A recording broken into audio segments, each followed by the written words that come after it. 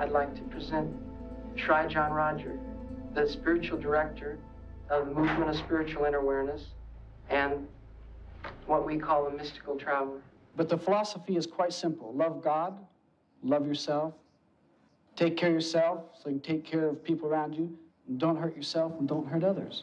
I guess each one of us has his own movement of spiritual inner awareness, but the key is to be aware of it. This is why the mystical traveler is here. John Roger, you have demonstrated the ability to many people to reach into different levels of awareness and bring back information from that.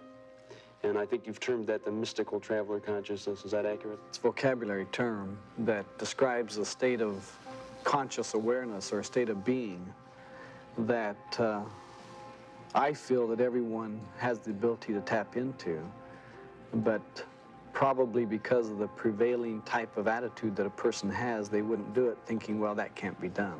That first time that he told me about the consciousness of the mystical traveler and that that consciousness had come to him and shown him this path of the work that he would be doing, and that that was what he was committed to and that was what he was going to be doing, and if I wanted to join him in doing that work, please, but if I didn't want to join him, that was fine.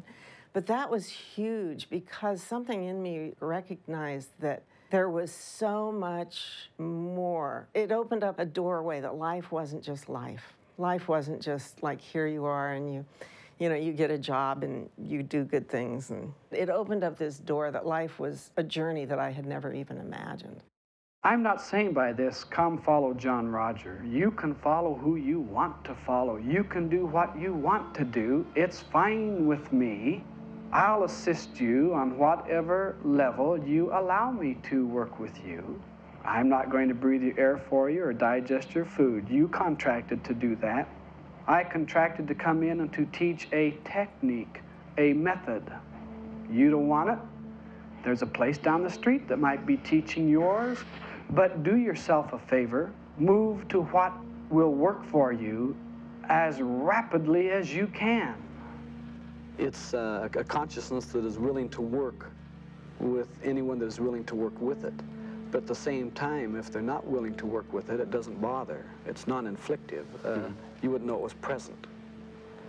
And even though it functions through a physical form, it can be turned on and off like a light switch, that it can be made known to be present, or if the other person couldn't handle that type of an action, then it wouldn't be known to be present. You would just feel an average type of thing going on. The mystical traveler is a name that MSIA and John Roger have given to this special energy, this special consciousness that we work with. But the strange paradox is that as I have gotten closer and closer, or over the years have had my own personal experience with this consciousness, it's the strange thing that it's me. It's inside of me anyway. I'm sort of talking to myself. The mystical traveler is in all men, but not all men are in the mystical traveler. There is the difference. It is what we are in. It is what we are of. It is what we are becoming. It is what we are doing. It is what we are expressing. And so it's called the mystical traveler. You could call it a light traveler or a spiritual traveler. And it is a transcendental knowledge field that is aware totally on all levels and can traverse levels. And part of its action on the planet is to bring those souls who are ready for that state in their next experience to transcend the physical body and what was referred to as a soul and transcend levels of illusion. And so the main focus is, of course, into a higher consciousness. It is, for the most part, a commutator. It's a consciousness that steps energy down to this level so the energy could be utilized. And it's a direct line into spirit, bypassing the psychic realms. So that it's very difficult to state what that is because you can't measure it according to psychic or scientific or material phenomena, because it's only with the spirit you see the spirit. So somebody who's functioning in the psychic realm would miss what we're doing, but those who are functioning in the spirit realm would see what I'm doing and say, oh yes. Right. We would recognize it as, oh yes, that's what's going on. This idea of soul travel is not putting down anything else. If astrology works for you, that's fine. That's part of your movement of spiritual inner awareness. If it's numerology, mediums, scrying, crystal ball gazing, tea leaf reading, tarot cards, clairvoyant perception. Hey, that's fine. It's all part of it. If it's Lutheran, Catholic, Episcopalian, Mormon, atheist, that's fine. It's all part of it. Maybe a way to describe it, if you're not familiar with it or haven't had an experience with it, would be the still small voice that sits inside of all of us. You know, we all kind of know, even when we're in the worst situations or the best situations or any situation, there's a little part of us that seems to sit back here that seems to just know us and love us and see it from a very observing standpoint and probably has good advice if we'd listen. Well, the mystical traveler just seems to be that in spades. So it's very much a part of me, but it's also something I can tap into. And it's a very real consciousness, very much like when I leave the body and have the opportunity to be doing spiritual work there and run across the traveler. It's really quite a phenomenal event. And I know it sounds mystical, and that's exactly what it is. I mean, you can't see it, but it's as real as sitting here talking to you. You know, the teachings of the traveler are much the same way. A lot of people want to interpret the teachings of the guide, and it isn't done that way. That traveler resides inside, and you go in there, you get the answer. You go to somebody else, you're going to get their opinion about the tradition of what happened. And it may be that it was a tradition and not the reality. And boy, I don't want to mislead anybody. We're teaching one of how to get outside of the body worlds into the worlds of pure spirit, or what's referred to as the heavens. The true heavens have a connection inside of you. The Bible says the kingdom of heaven is within. It says God resides in heaven. And why is it that people are holding their hands up to the sky looking for God? Why do they do that? Because they really don't believe that the kingdom of heaven is inside.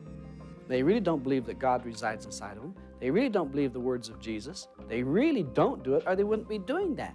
They would all be quiet, going inwardly, looking for that Savior inside. The teachings of the movement of spiritual awareness are teaching such that they run out into spirit. But there are many levels of spirit. This is a behavioral matrix of the spirit body. These are planes of existence, like if you were taking an orange and cutting it and planing it and planing it and planing it. The bottom part of the orange would be here, and the middle part would be someplace up in here, and then, of course, it'd go back down to the small end again. Down here in the lower left corner, going towards the center of the target, there's the physical, astral, causal, mental, etheric, and the soul. And these levels starts here in this physical realm that we look at and we sort of call the land of reflected light. And the reason for that is we're seen because we reflect light. And if we didn't, then we'd be air or something else. Put the colors of the realms with the physical, the green, and the sound of its thunder. And the next realm we have above us is a little more difficult to see, but it's labeled the astral realm. In the astral, it's pink, and the sound is the roaring of surf. And this realm is one that we enter into often when we're in a daydreaming state. The realm that we transcend above that is the causal realm. And in the causal, it's orange color with the tinkling of bells. And it's been looked at as being heaven. A lot of times we get there when we are in a high state of emotion, and it's sort of a blissful feeling. But the ability to contain this powerful emotional quality can help lift you into the next realm, that is a mental realm. And in the mental, it's blue, the sound of running water. This would be where our ideas are originating and going forth and creating most of our disturbances. When we've passed the mental realm, and it's a beautiful thing, most religions on the planet get their spiritual contact information from that level. We enter then into what's known as the etheric realm. And in the etheric, it's purple, it's a buzzing sound. And that's all I can tell you about it. And after we have passed through this esoteric level, then, my friends, we're getting to where we come in. And we call this the soul realm, or the really first manifestation of heaven. And in the soul, it's yellow, and it's the sound of a flute or many flutes. We have to work through these other levels for some reason that God has ordained for us, so that we can more ably know our own God consciousness, so that we may know our divine spark within. Do you know what happens when those levels clear themselves? You automatically move very deep inside of you into the soul, wherein the Christ and God, the divine spiritual energy, the Holy Spirit, the Holy Ghost, resides, lives. You can't get up here without a traveler, but the Lord himself takes you up from someplace in the soul realm here. The Lord himself will take you up. You really don't have to know who it is, but at the same time, when you look at the Lord, you start to see yourself until you finally get up here and you find out it was you doing all this all the time anyway. That thing in you that knows the light in me, and the light in me knows the light in you. Another way of saying it would be the Christ in me salutes the Christ in you. When you awaken to yours, you awaken to mine, and we're all one anyway. Then's when we start getting into spirit. Prior to that time, we're dealing in karma. There's karma in every realm lower than the soul realm. Karma on every realm lower than the soul realm. Did you get that? Everyone on the planet, and this is an all-inclusive statement, is involved in what you'd call karma, or cause and effect. Mm-hmm. Karma often has been considered bad by a lot of people, but it isn't. It just really means action. Mm-hmm. And then our attitude would say good or bad. But the attitude is the attitude, yeah. Right. But there's also a dharma, and this means the unselfish duty of service to others. First of all, we have to have truth. Once we find we work in truth, then we have dharma, and that is serving in truth. And then we have to have devotion, that is be devoted to the truth. Mm-hmm. Then we have to have peace, which is the peacefulness through truth. And then we have the loving, which is the loving in truth. So the whole thing has to be based upon a truth concept from the very beginning, and only God can be considered total truth. So the whole form has to be oriented, that if you're God-oriented, you're dealing in truth, which is no karma. But it would be duty, love, and service, and peace. And in this, then, a person is released from their incarnations of karma. One day, J.R. called me at the office, and he said, "Have you been wanting to go to India?" And I said, "No." "Why?"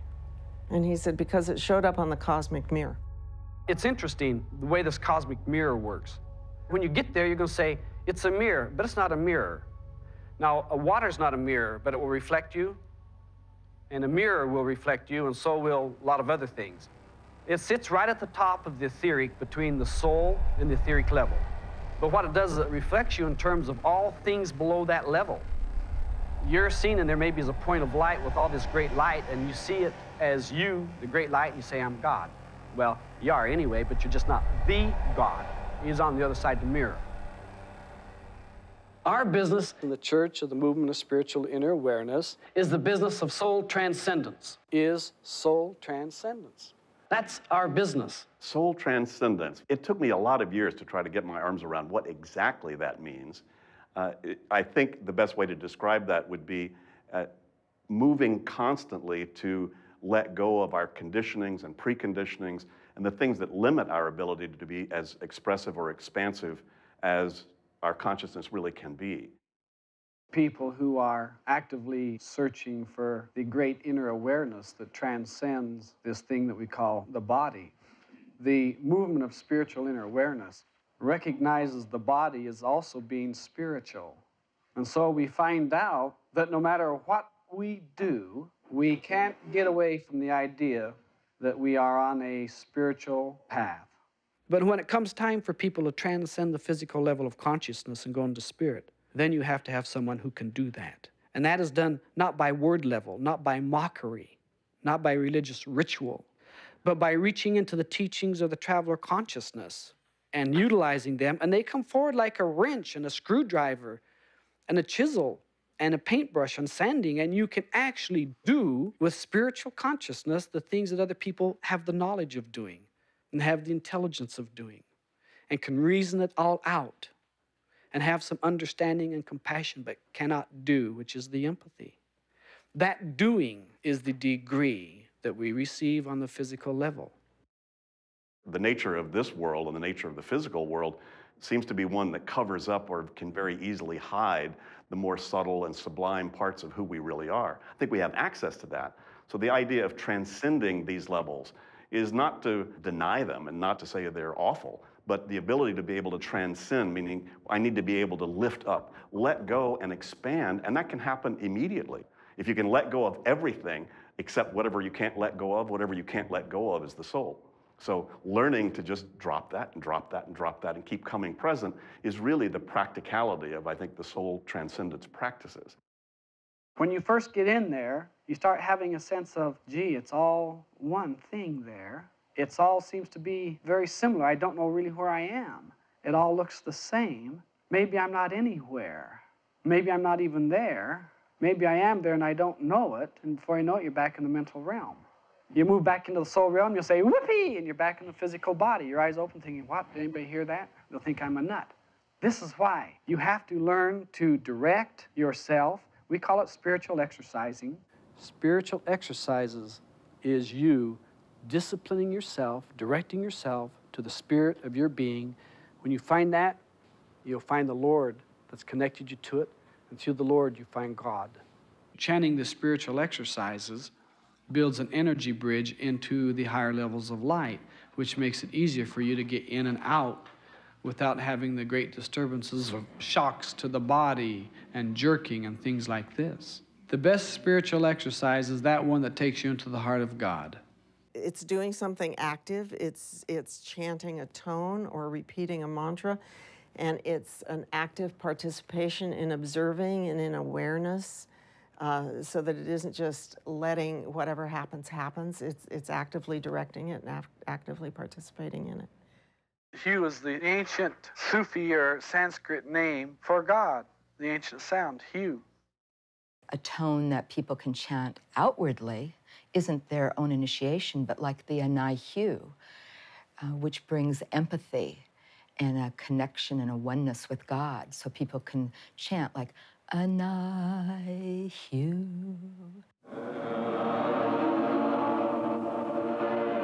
When we are exercising spiritually to arrive to any degree of spiritual awareness, we have to hold our consciousness to that awareness. A lot of things will work whether we use them or not, like all the faults and the bad times and the heartaches. They come in whether we want them or not. But to bring in the good things we want, we have to tune into that. And to do this, we chant.